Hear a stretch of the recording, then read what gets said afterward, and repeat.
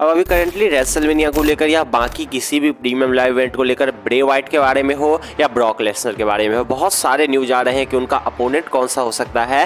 लेकिन possibly WWE ने teach कर दिया है कि ब्रॉक लेसनर और ब्रे वाइट एक दूसरे से लड़ने वाले हैं और डेफिनेटली यह काफी बड़ा टीच है। इसके बारे में डेफिनेटली हम बात करने वाले हैं। साथ में रंबल का सीजन चल रहा है तो रिटर्न को लेकर अपडेट ना आए यह तो पॉसिबल ही नहीं है। तो बहुत सारे रंबल के रिटर्न को लेकर भी अपडेट सामने आ रही है, तो इन सब के बारे में हम डिटेल में बात करने वाले हैं। तो हर बार की तरह जल्दी से आप वीडियो कर दे लाइक, साथ में ही चैनल को कर ले सब्सक्राइब एंड हम बिना देर के आज की इस वीडियो को शुरू करते हैं। ओके, सो सबसे पहले हम बात करेंगे टेडी लॉन्ग के बारे में। अब टेडी लॉन्ग ने कमेंट किया है डब्ल्यूडब्ल्यूई में विंस मैकमैन के रिटर्न होने को लेकर। उसने बताया कि देखो, अगर मेरे हिसाब से पूछा जाए तो विंस मैकमैन का कोई सेंस नहीं था कि उन्होंने डब्ल्यूडब्ल्यूई को स्टेप डाउन कर दिया एज ए सीईओ। कोई जरूरत नहीं थी, क्योंकि जो कुछ उन पे चल रहा था वो वैसे भी चलना था, उसको कोई रोक नहीं सकता था और पब्लिक फिगर पे कोई ज्यादा इफेक्ट आने वाला नहीं था और न ही डब्ल्यूडब्ल्यूई के लोगों को ज्यादा इससे कुछ ही दिनों तक इफेक्ट रहने वाला था।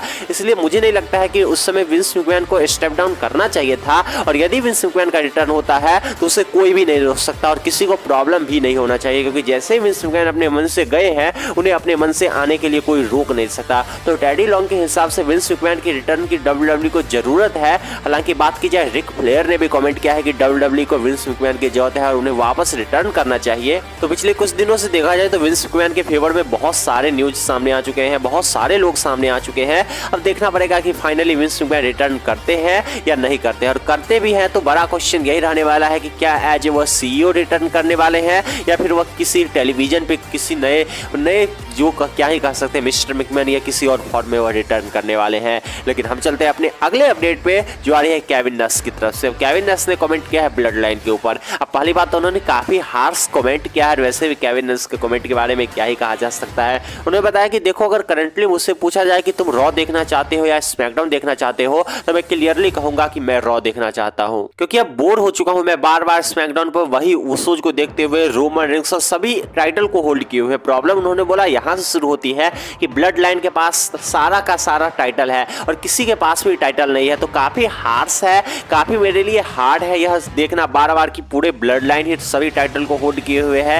लेकिन डेफिनेटली मुझसे पूछा जाए तो अभी मैं रॉ को ज्यादा प्रेफर करूंगा, एक रॉ गाय बनूंगा rather than I will be a SmackDown guy. और उन्होंने जैसा कहा ज्यादा इसका वैसे सेंस बनता नहीं है, क्योंकि देखा जाए तो भले ही उर्सोज के पास पूरे चैंपियनशिप है, रोमन के पास चैंपियनशिप है, लेकिन डेफिनेटली कभी बोर्ड फील नहीं करने दिया। स्पेशली उर्सोज की बात की जाए तो हर वह दूसरे दिन अपने टाइटल को डिफेंड कर रहे हैं। इससे पहले कब देखा गया था, अगर अलग अलग टाइटल भी था तो इतना जल्दी डिफेंड नहीं किया जाता था जितने आजकल उर्सोज अपने टाइटल को डिफेंड करते हुए नजर आ रहे हैं रॉ और स्मैकडाउन के ऊपर। लेकिन डेफिनेटली केविन नस के इस कमेंट से आप कितने एग्री करते हैं, डेफिनेटली आप कमेंट सेक्शन बता सकते हैं। और हम चलते हैं अपने अगले अपडेट पे जो आ रही है सैमी जेन को लेकर। अब सैमी जेन ने कमेंट किया है उनके इन रिंग फ्यूचर को लेकर। उन्होंने बताया कि देखो, अगर मुझसे पूछा जाए तो मैं कभी भी 90% नहीं देता हूँ। जब भी मैं इन रिंग आता हूँ अपना 100% देने का ट्राई करता हूँ और मैं डिलीवर भी करता हूँ। और अगर पूछा जाए तो मैंने अपने कैरियर में बहुत कुछ किया है। करंटली मैं अलग ही लेवल पे चल रहा हूँ। हो सकता है मेरा पीक चला गया हो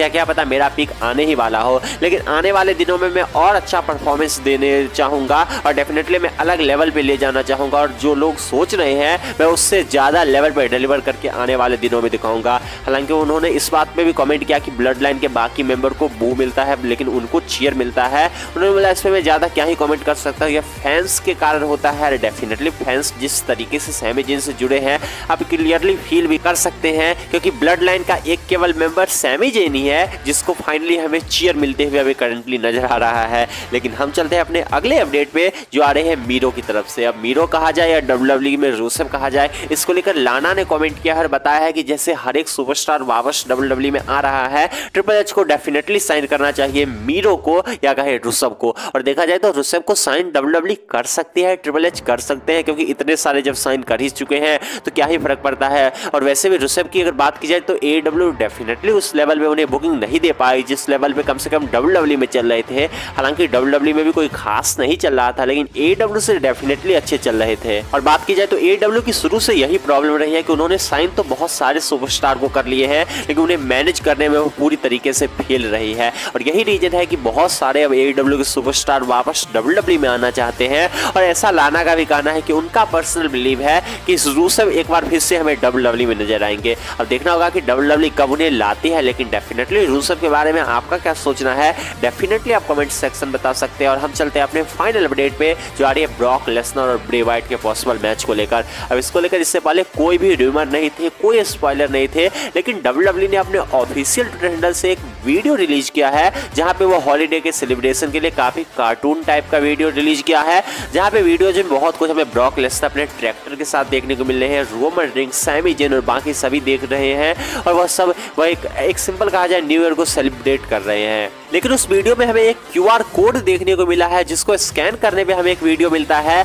जहां पर देखने को मिलता है कि व्हाइट रैबिट इधर उधर उछल रहा है और जिसे ब्रॉक लेसनर का ट्रैक्टर ऊपर से कुचलते हुए चला जाता है। और डेफिनेटली इसका कोई सेंस नहीं बनता है व्हाइट रैबिट और ब्रॉक लेसनर का, लेकिन WWE ने डाला है, वो भी QR कोड के अंदर डाला है, तब डेफिनेटली यह काफी मेजर हिंट है क्योंकि ब्रे वाइट को लेकर जितने भी हिंट आते हैं सभी QR कोड में ही आते हैं। और WWE जनरली इसे प्ले कर सकती थी, लेकिन उन्होंने QR कोड में डाला है, मतलब वो चाहते हैं कि फैंस का अट्रैक्शन इस पे बने। तो पता नहीं इसके बारे में क्या कहा जा सकता है, लेकिन इससे हो सकता है कि आने वाले दिनों में हमें Brock Lesnar versus Bray Wyatt finally देखने को मिल जाए। हालांकि अभी देखा जाए तो ब्रे वाइट के गिमिक के हिसाब से ना ब्रॉक लेसनर सूट कर रहे हैं न ही रोमन रिंग्स सूट कर रहे हैं, क्योंकि दोनों ही अब लॉस को अफोर्ड नहीं कर सकते हैं। लेकिन definitely Brock Lesnar versus Bray Wyatt के फाइट के बारे में आपका क्या सोचना है डेफिनेटली आप कमेंट सेक्शन बता सकते हैं। साथ में गाइस अगर आपको यह वीडियो पसंद आया तो वीडियो कर दे लाइक, साथ में ही चैनल कर ले subscribe and see you guys again in my new video.